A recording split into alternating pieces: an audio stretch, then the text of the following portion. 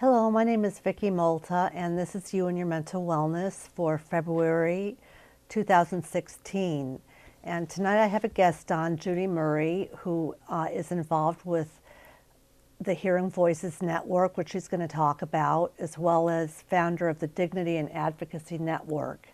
So the first thing I just want to ask you is, how did you get involved with it, and both of these different things, what are they about? And DAN, Dignity and Advocacy Network, I formed in the wake of my son Dan's suicide in 2014, and it was formerly called Don't Accept No, but since his death I've changed the name and the mission for the organization because I continue to gain knowledge and insight since his death about what was really happening with him and so many others like him.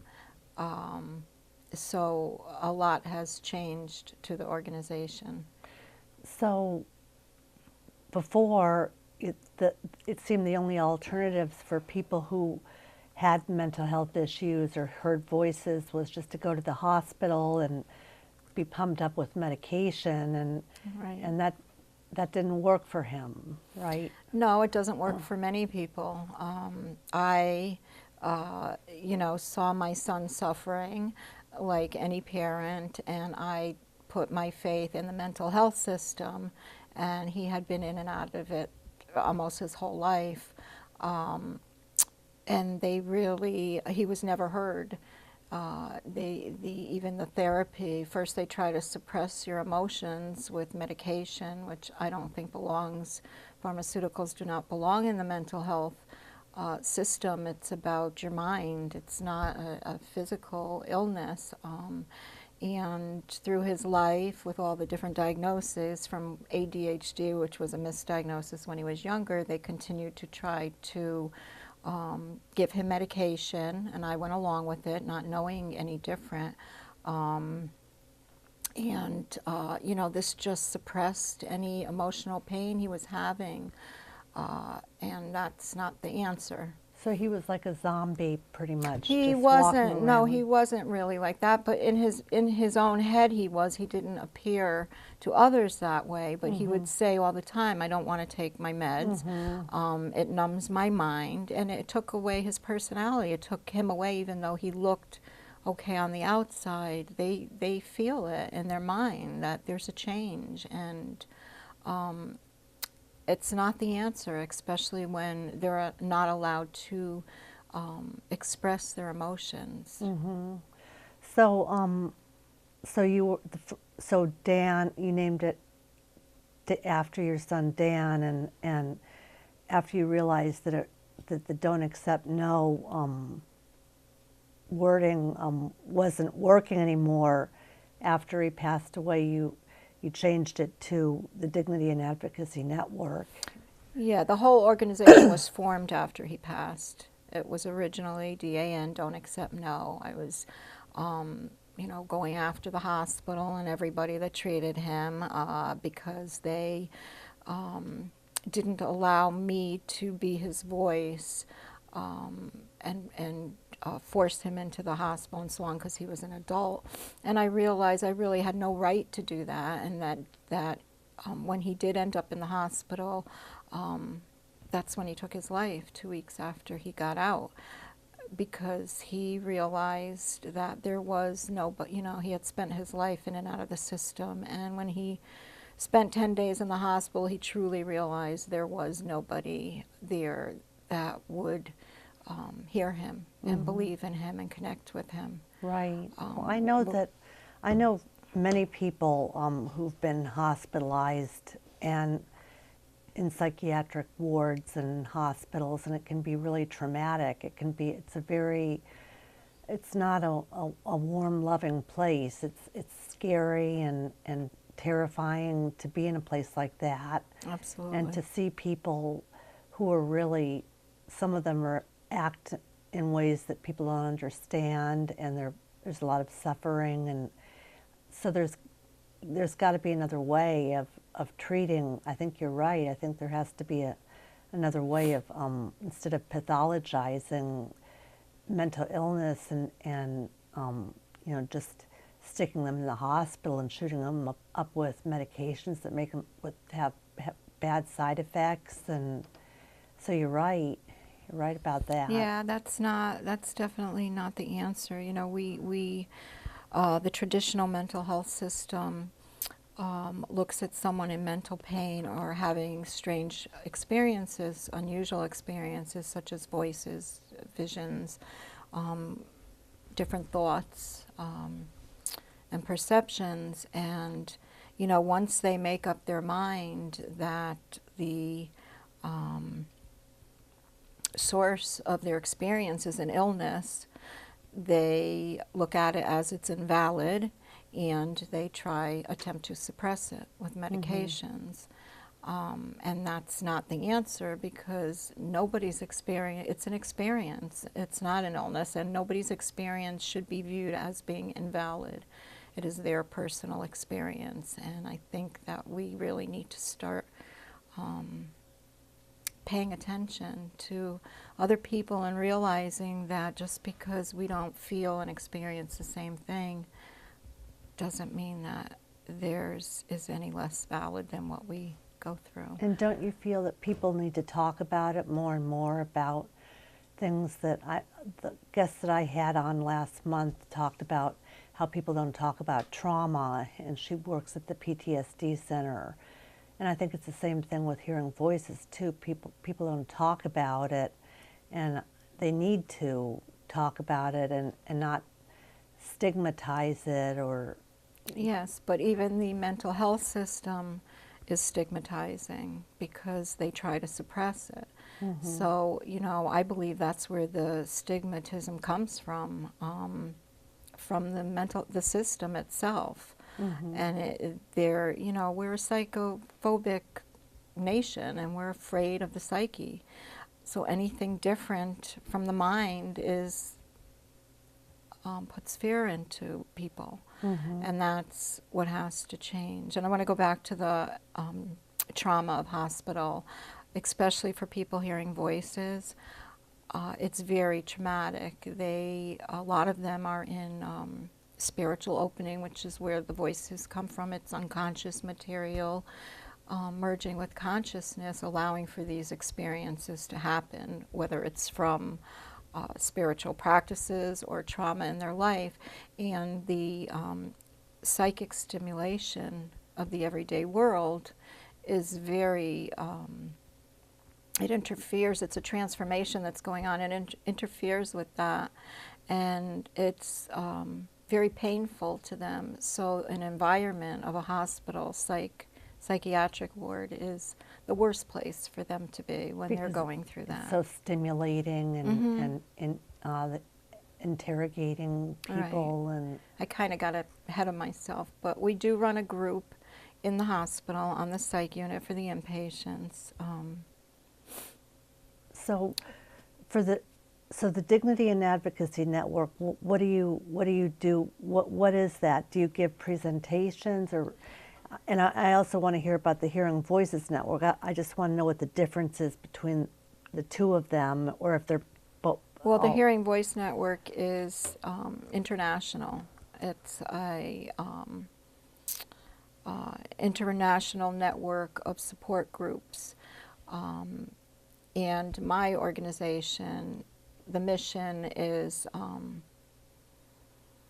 to refer people to the Hearing Voice Network and to many other places. Our mission is to educate, research, and service, and advocate for those hearing voices and mental pain, having other different perceptions.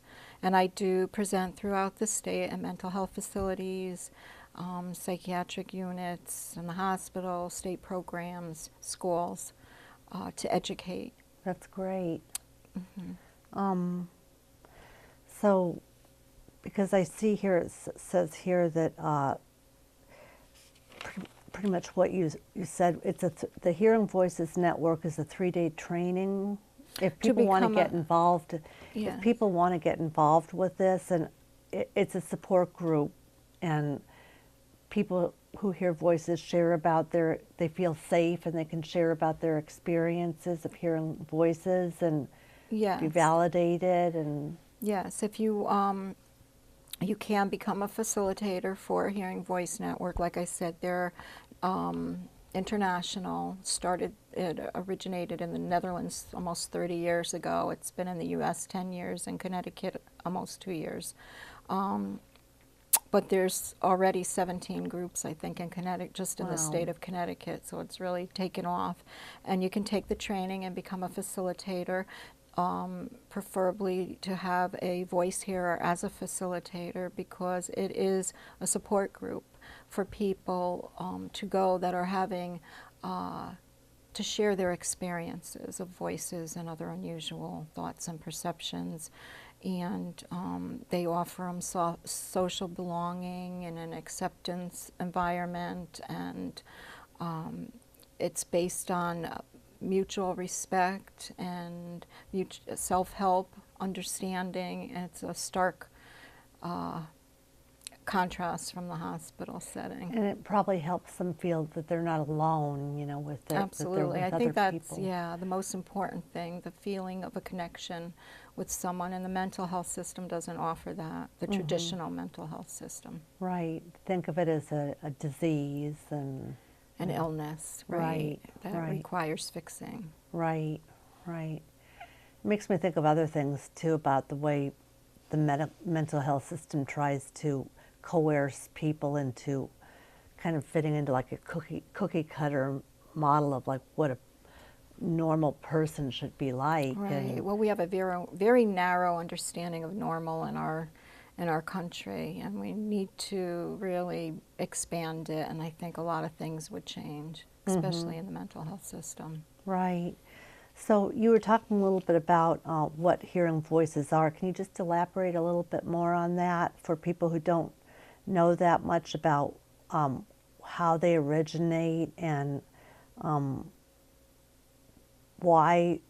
how they can be used as a coping mechanism? Yes, hearing voices. I'm not a voice hearer.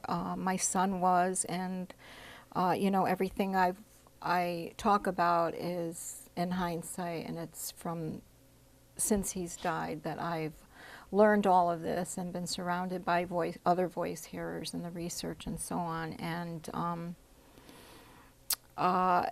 you know, hearing voices is becoming more and more common. 1 out of 10 people hear voices, and Oh, many really? do not seek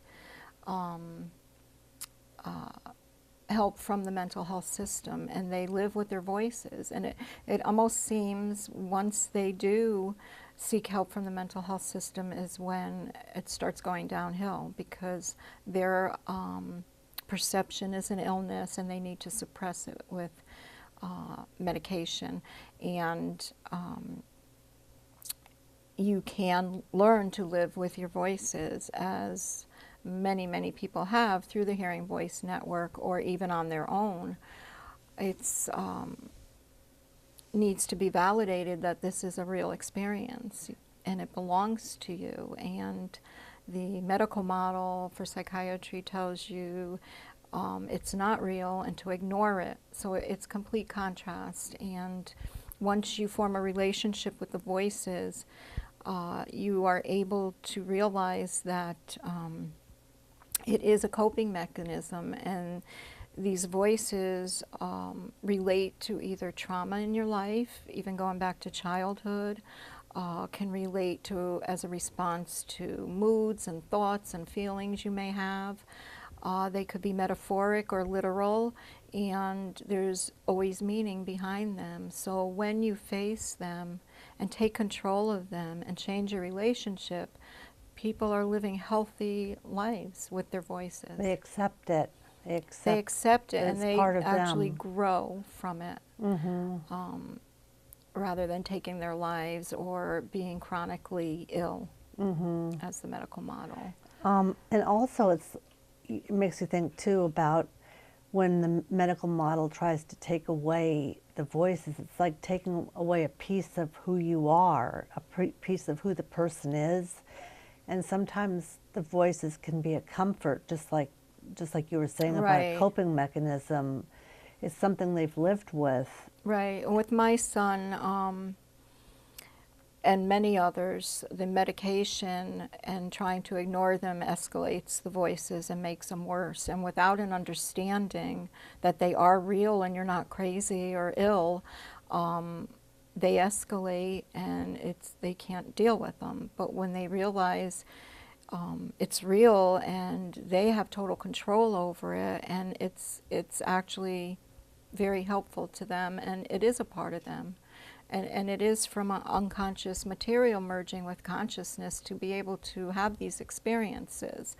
You know, we don't have a problem with psychics and mediums, and Right. why I was is gonna that? ask you Why, that. when someone else who doesn't claim to be that or hears scary, you know, voices or derogatory voices, well, they can learn that it could be a metaphor, you know, and what is it really trying to say? Or voice hearers have total control over them. They can literally tell them to go away and come back later or tomorrow and don't talk to me like that and so on. And the voices go away.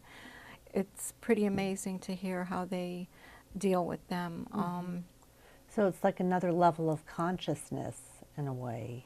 Well, Different. I believe that these voices are, you know, many of them, people will describe them as being their own or coming from within. So that's your inner self. And that's in our unconscious mind. It's not in our, you know, our higher inner self. So that's how my belief in how it happens, and I've researched, and you know, I do believe that's what's going on. Let me see here. So I just want to know what kind of research, what kind of areas you looked into after you realized that the hospital experience wasn't working.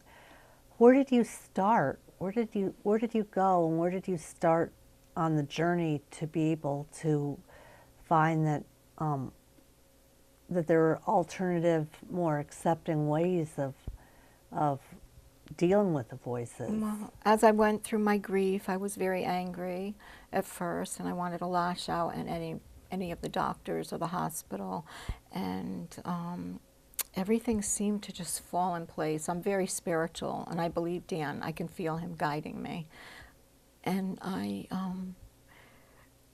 like I said, it just kind of fell into place. I can't even remember how. I think a friend of mine was getting an award through NAMI, and I ended up going to see that one evening, and there was a panel from the Hearing Voice Network there, and that's how I became familiar with them, and I just researched it and became a facilitator and realized, you know, my organization it wasn't about lashing out, and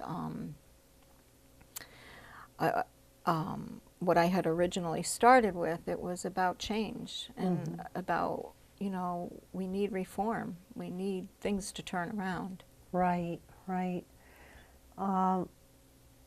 So I don't know just if I answered your question. yeah. I'm just thinking.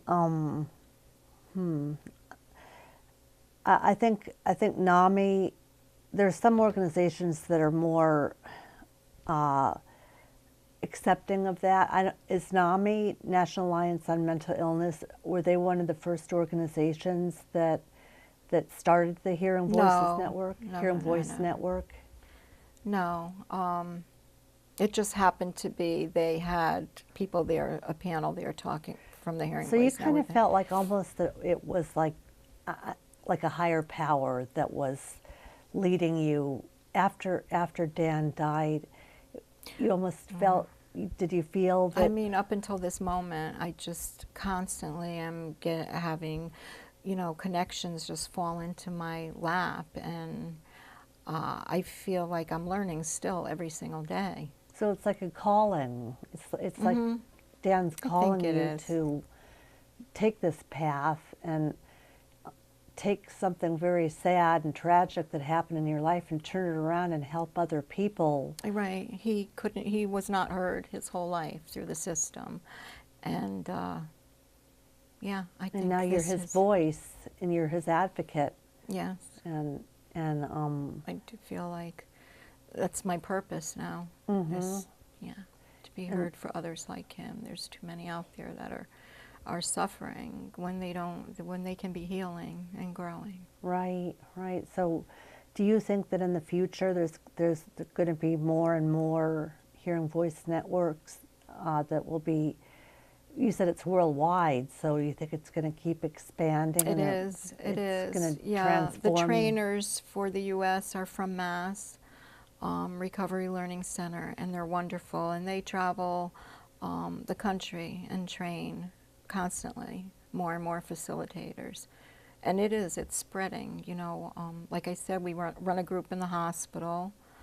Some of them come in drugged up, and some of the patients, but I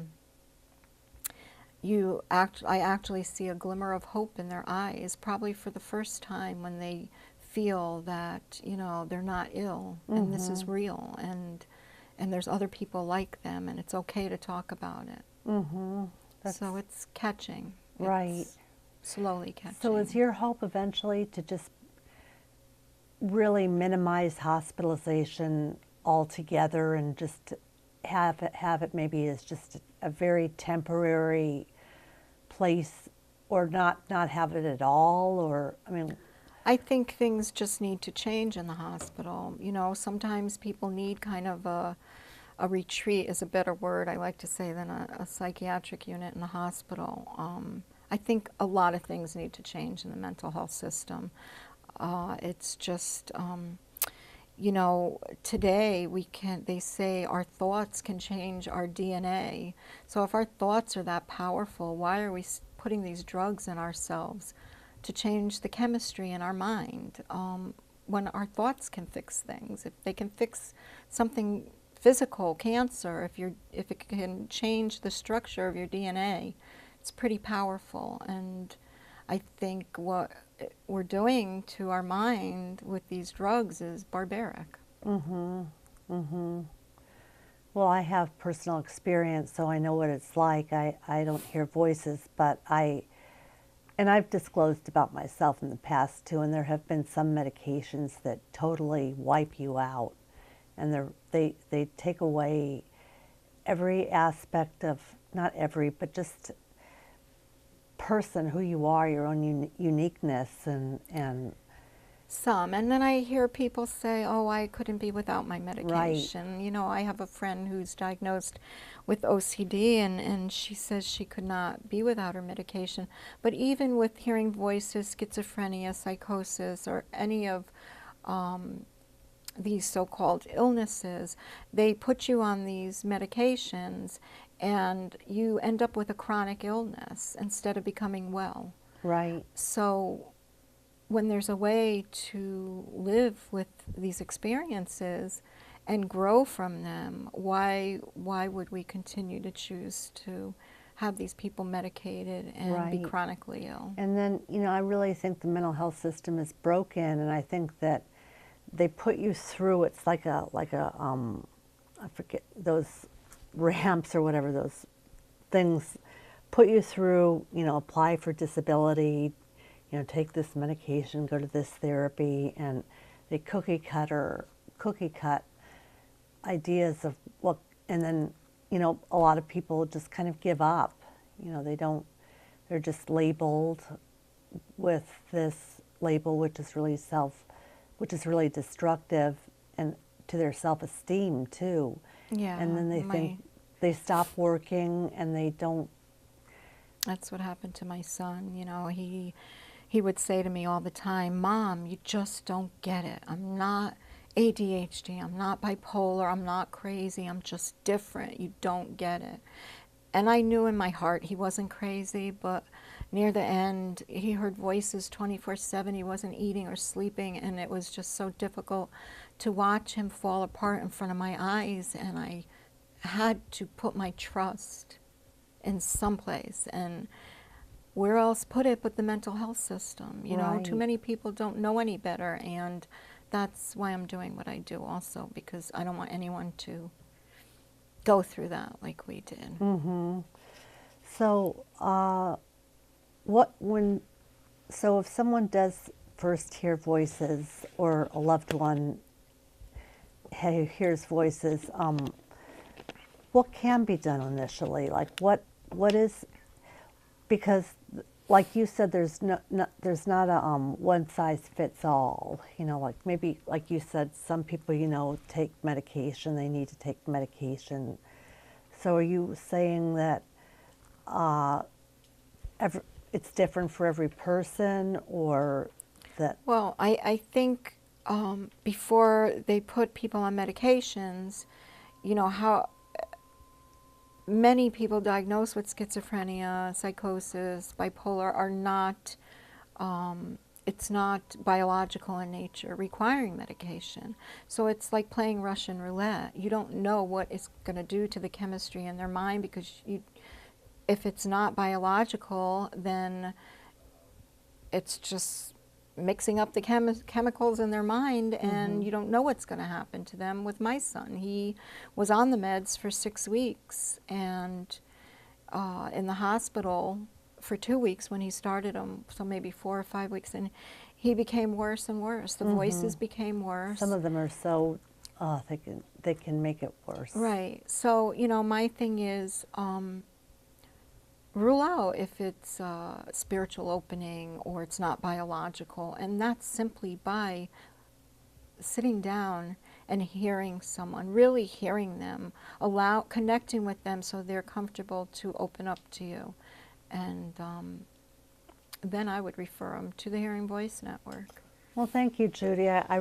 There's no time left, and I wanted to ask you about what teachers can do to address childhood trauma, and I may, if it's all right with you, ask you back another time for you to talk about that. Sure, I have a lot too. more to say. Yeah. But thank you so much for being on the show, and I think a lot of people are going to learn a lot from what you've said, and so I want to thank you. And I hope so. Thank you, Vicki, for having me.